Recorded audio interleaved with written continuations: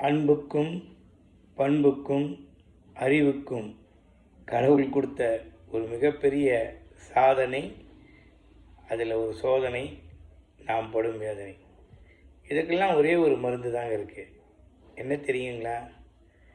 நாம் எந்த இறைவனை நினைத்து வழிபடுகிறோமோ, எந்த இறைவன் நம் முன்னோர்கள் வழிபட்டார்களோ, அப்படிப்பட்ட அந்த இறை நாமத்தை நாம் சொல்ல தவறும்போது அந்த காலத்தின் கட்டமாக நமக்கு கஷ்டங்கள் ஏற்படுகிறது. உதாரணமாக ஒரு விஷயம் நீங்கள் தெரிஞ்சுக்கலாம். எப்பவுமே இந்த எலக்ட்ரிக்கலில் பார்த்திங்கன்னா ஒரு சாதாரணமாக அதனுடைய வேவ் ஃபார்ம் எப்படி இருக்குன்னா, இப்படி மேலே போய் அப்படி கீழே வரும். இங்கே பார்த்திங்கன்னா நடுவில் ஒரு கோடு இருக்கும். அதில் இந்த இடத்துல ஆரம்பிச்சதுன்னா கீழே வந்து மறுபடியும் இங்கேருந்து போகும். அப்போது அது 50 பிரிவாக பிரித்து அதுக்கு ஒரு பேர் வைக்கிறான். அது மாதிரி தாங்க நாம் வாழக்கூடிய 50 வருடங்களை இந்த மாதிரி ஒவ்வொரு பார்ட்லேயும் நம்ம எந்தெந்த விதத்தில் மேலே ஏறிட்டே இருப்போம், மறுபடியும் கீழே இறங்குவோம், மறுபடியும் ரொம்ப கீழே போவோம், அப்புறம் அதே பாலத்தை மேலே ஏற்றி விடுவோம். மறுபடியும் அந்த முதல் 50ம் இரண்டாவது 50ம் பார்த்திங்கன்னா, முதல் 50ல் நம்ம உச்சியில் இருப்போம், இரண்டாவது 50ல் நம்ம தாழ்ந்துருப்போம். இப்போது இந்த கருத்தை நான் ஏன் உங்களுக்கு சொல்கிறேன் அப்படின்னா, ஒவ்வொரு மனிதனும் தான் வாழ்நாளில் எல்லாத்தையும் யோசிக்கணும். அதாவது உதாரணத்துக்கு, நாம் சாப்பிடக்கூடிய உணவுகள் செரிமானம் ஆகுது. அதே உணவு ஒரு கல்யாண பந்தியில் போடும்போது எல்லோரும் அந்த உணவை செரிமானம் செய்கிறாங்க.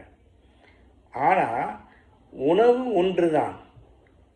ஆனால் உண்பவன் தகுந்தாற்போல அந்த உணவுகள் அவனுடைய இரத்தத்தில் இருக்கக்கூடிய அணுக்களை தான் வளர்க்குதே தவிர, அந்த உணவுக்கு தகுந்த மாதிரி அந்த மனிதனுக்கு ரத்தம் இருப்பதில்லை. புரியல நினைக்கிறேன். சாதாரணமாக நான் ஏபி பாசிட்டிவ்னா, அந்த ஏபிபி சாப்பிட்ற உணவும் ஓ பாசிட்டிவ் சாப்பிட்ற உணவும் 2 பேரும் ஒரே சமைத்த உணவு தான் சாப்பிட்றாங்க.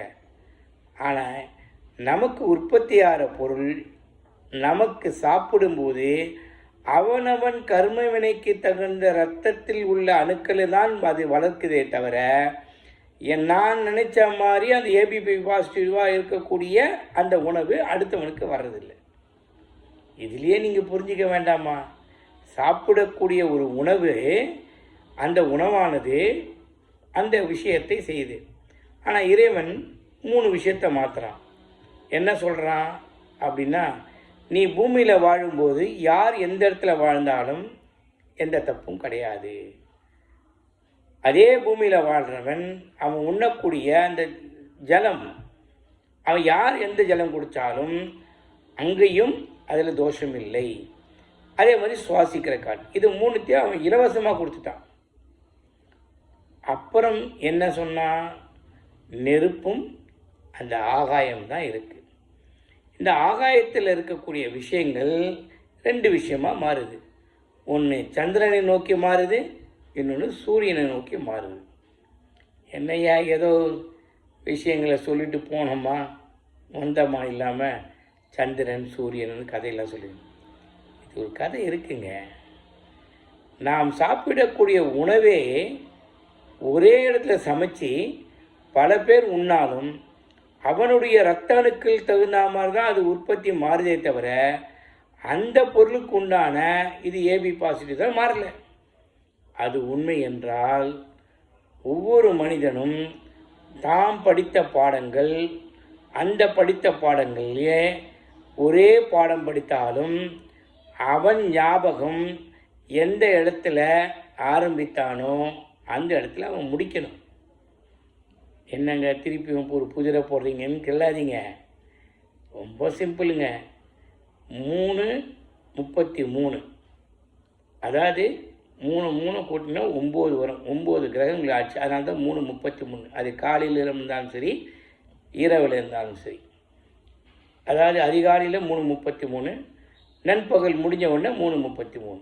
அப்போ 9 கிரகத்தினுடைய ஆக்ரோஷ சக்தியை 4:44 காலையிலும் சரி இரவும் சரி. அப்போது 4 நாள் 12, 4 × 4 × 4, 4 + 4 + 4 8, 4 12. அப்போது 12 கட்டங்களில் அமையக்கூடிய 12 மாதங்கள் இருக்கக்கூடிய அந்த 12 ராசிகள் இருக்கக்கூடிய இந்த 9 கிரகமானது சுற்றி சுற்றி வலம் வந்துட்டு தான் இருக்குது.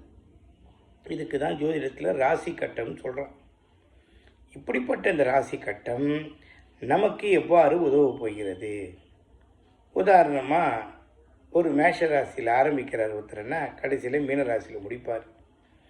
அப்போது மீனராசி 1ஆம் இடத்துல இருக்கா இல்லை மேஷ ராசியில் இருக்கான்னா மீனம் தாங்க 1, மேஷம் தாங்க 12. அப்போது ஒவ்வொரு கட்டத்திலையும் கடவுள் என்ன பண்ணுறாரு, 3 ராசி கொடுத்து அதில் 4 பாதங்களை பிரிக்கிறார்.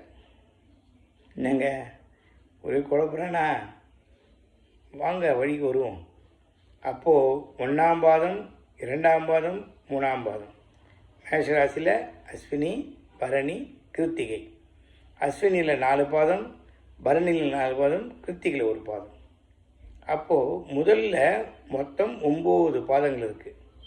9 பாதங்களில் 9 ராசியானது பலம் வரப்போகுது. எப்படின்னா 12 × 9 108. ஒவ்வொரு ராசிக்கும் 9 பாகங்கள் இருந்தால் 12 கட்டங்கள் எத்தனை இருக்கும்? 108 பாதங்கள் இருக்கும். இது தாங்க ஜோசியம். இப்படிப்பட்ட ஜோசியத்தை எப்படி நம்மளை மாற்றிக்கிறது அப்படின்னா, முதல்ல வரக்கூடிய சித்திரை மேஷராசியில் இருக்குங்க. அப்படியே சித்திரை, வைகாசி, ஆனி, ஆடி, ஆவணி, புரட்டாசி, ஐப்பசி, கார்த்திகை, மார்கழி, தை, மாசி, பங்குனி. இன்னைக்கு அற்புதமான ஆவணி மாதத்தில் இந்த 23ஆம் தேதி கும்பாபிஷேகம் அப்படின்ற விழாவை நிறைய கோவிலில் செய்கிறாங்க. இந்த கும்பாபிஷேகம் செய்யக்கூடிய கோவிலில் நிறைய சிவாச்சாரியர்களும் நிறைய வேத மன்னர்களும் அந்த வேதத்தை ஓதி பண்ணுறாங்க. இந்த 12 கட்டங்களில் இது ரொம்ப அமைப்பாக அமைஞ்சிருக்கு. யாருக்கெல்லாம்? மேஷராசிலேருந்து மீனராசி வரைக்கும்.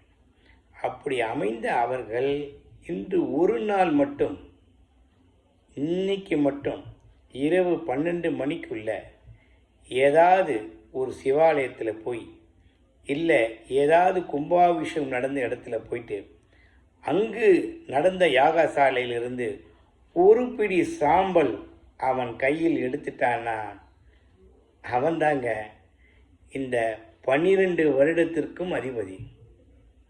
இது உங்களுக்கு சொன்னால் புரியாது, நீங்கள் செஞ்சு பாருங்கள். அப்படி இன்றைக்கே இப்போவே இந்த நிமிஷமே நீங்கள் அதில் ஒருத்தராக இருந்தால் இந்த குருஜி சொல்கிறது கண்டிப்பாக தப்பாகாது. இந்த ஒரு பிடி சாம்பலை எடுக்கிறதுக்காக தான் நான் இவ்வளவு மணி நேரமும் இந்த ராசி கட்டங்களை பற்றியும் எல்லாத்தையும் நான் சொன்னதுக்கு காரணம் அதுதான். அப்படிப்பட்ட இந்த ராசி கண்டத்தில் நாம் செய்யக்கூடிய அற்புதமான ஒரு மந்திரம் என்ன தெரியுங்களா? ஓம் ஸ்ரீம் க்ரீம் க்ளீம் க்ளௌம் கம் கணபதியே வரவரத சர்வஜனமே வசமானாய ஸ்வாஹா. அவ்வளோதாங்க. அப்புறம் உங்களை யாரை பிடிக்க முடியும்னு நினைக்கிறீங்க? இறைவன் உங்கள் கைப்பிடியில் வந்துட்டான். ஒரு பிடி சாம்பல் உங்களுடைய எதிர்காலம். மறந்துடாதீங்க.